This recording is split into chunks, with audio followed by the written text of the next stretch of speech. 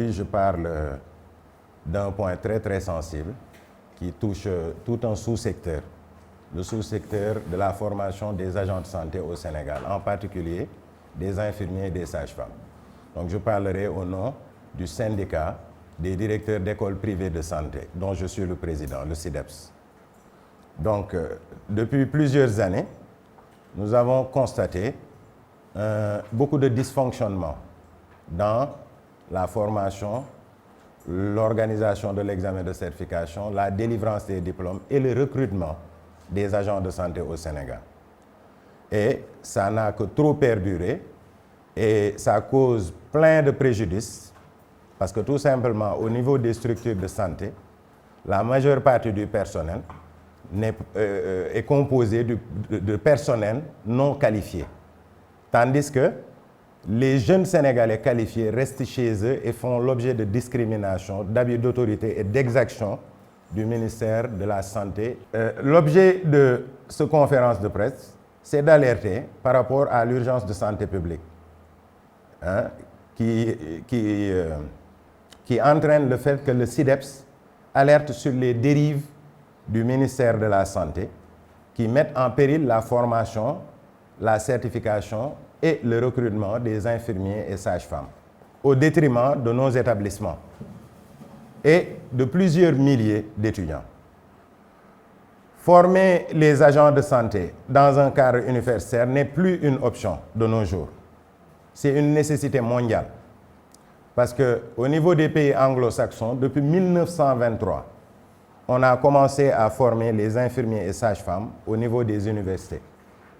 Comme exemple, il y a l'université de Yale,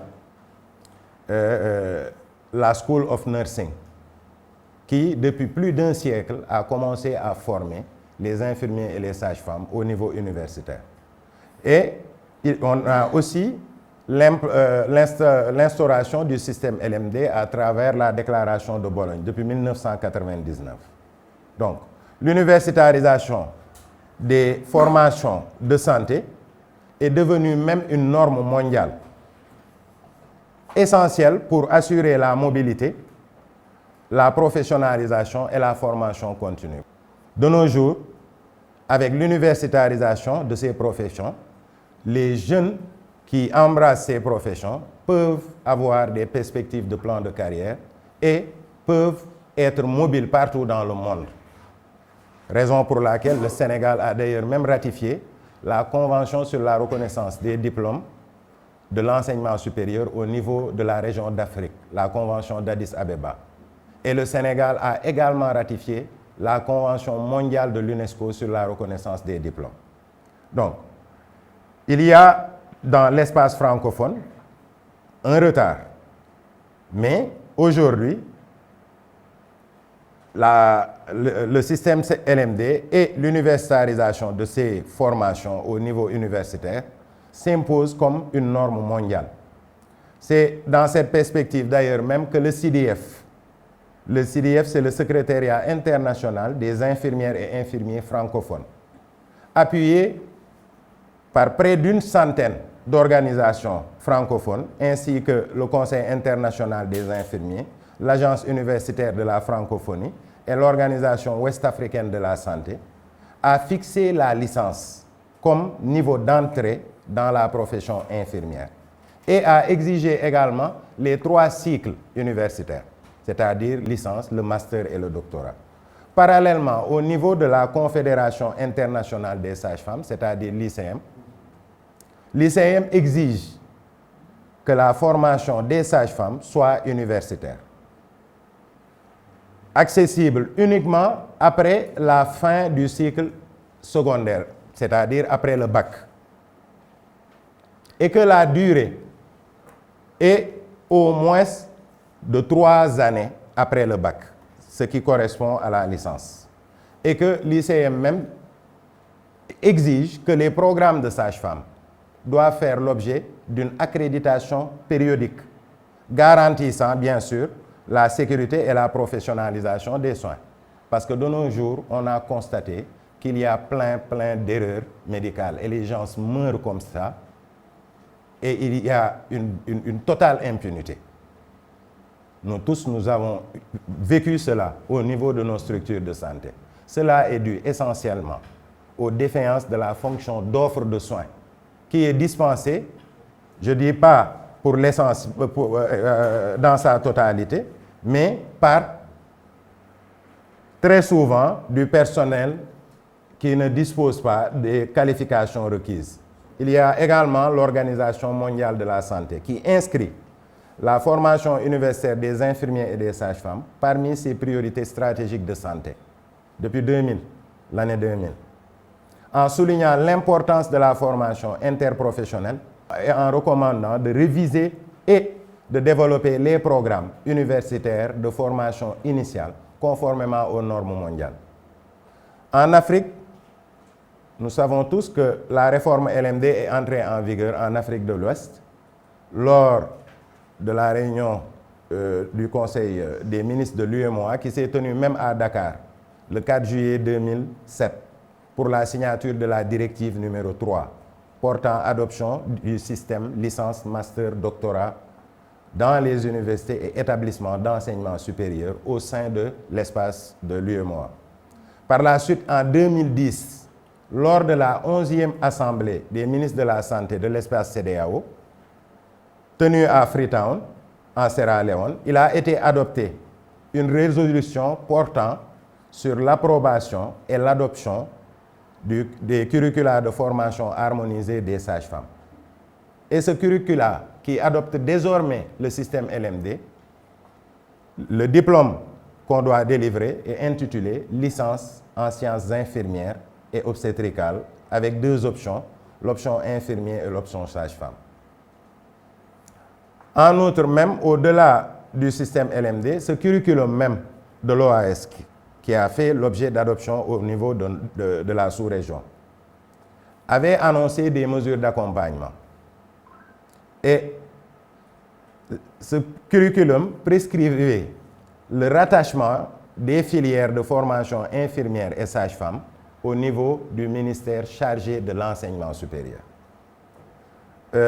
En effet, vous savez, l'intégration des infirmiers et sages-femmes dans le système LMD constitue une avancée majeure en Afrique.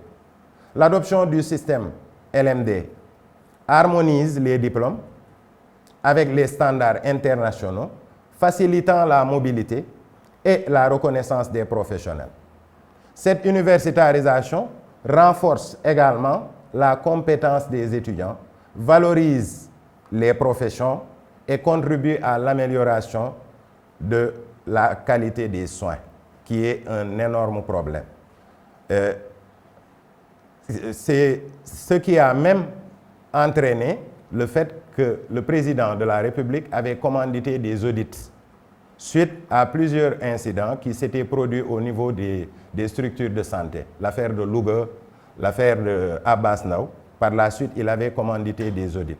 Moi qui vous parle, je faisais partie du comité de rédaction du rapport d'audit général des établissements de formation des agents de santé.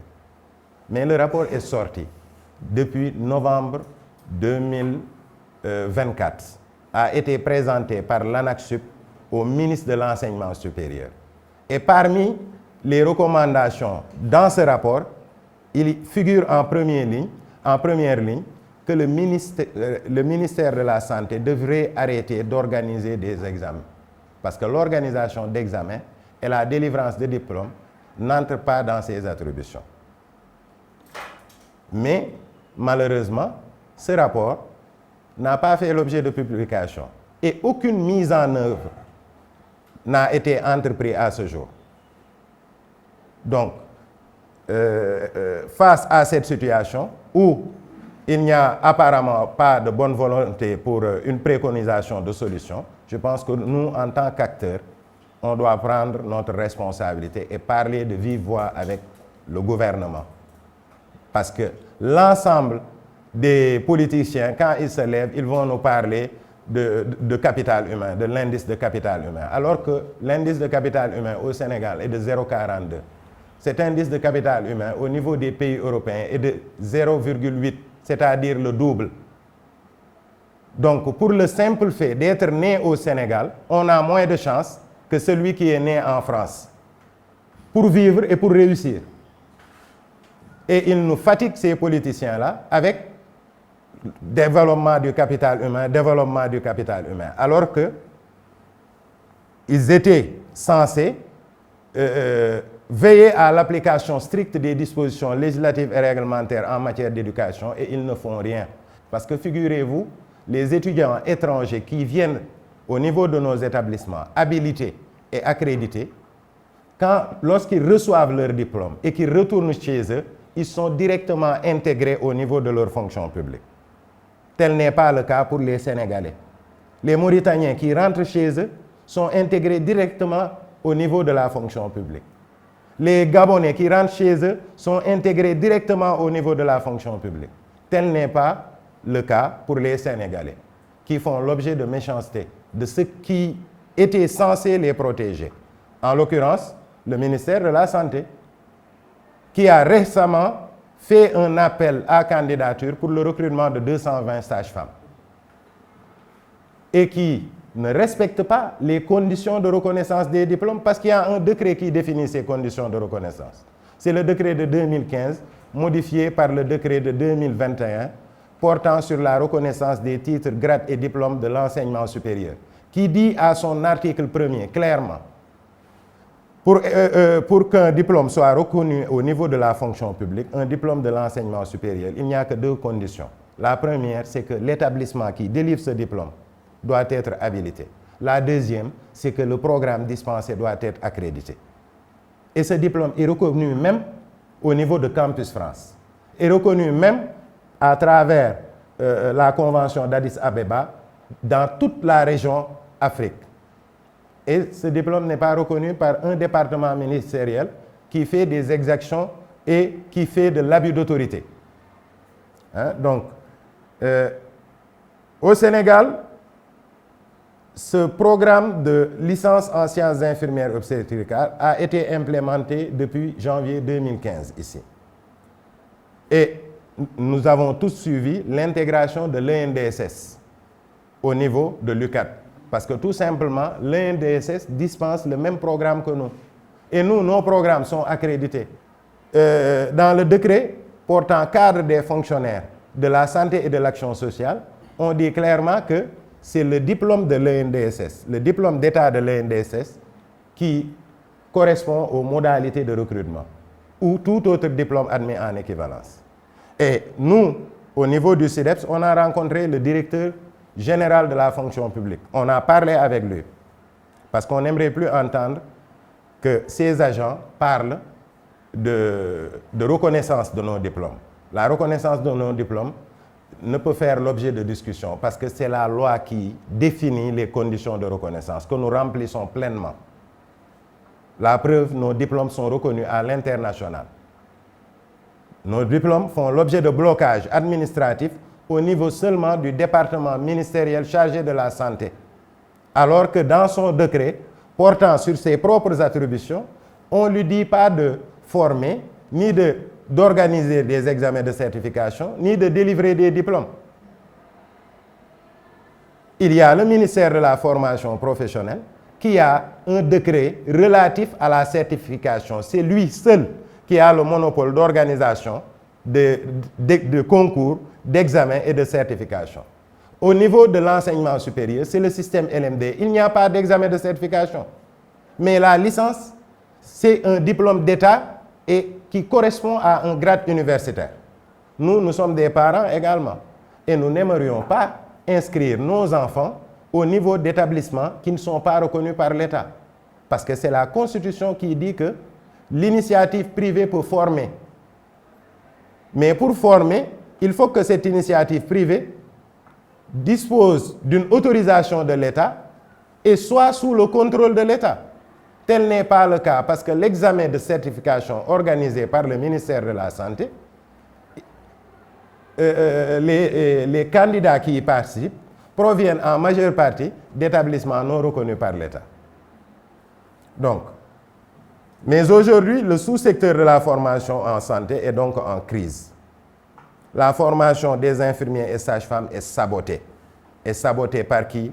Est sabotée par le ministère de la Santé et de l'Action sociale. Et Nous lançons appel à l'ensemble des ministères concernés et compétents, tels que les ministères du système de l'éducation, à assumer leurs responsabilités. Parce qu'ils ne peuvent pas rester là en évoquant la courtoisie républicaine pour laisser faire un département ministériel incompétent leur boulot, en sabotant l'avenir et en menaçant même la santé des populations. Ça, c'est inconcevable. Et nous, désormais, depuis 2015 à nos jours, on a fait beaucoup de compromissions avec l'autorité.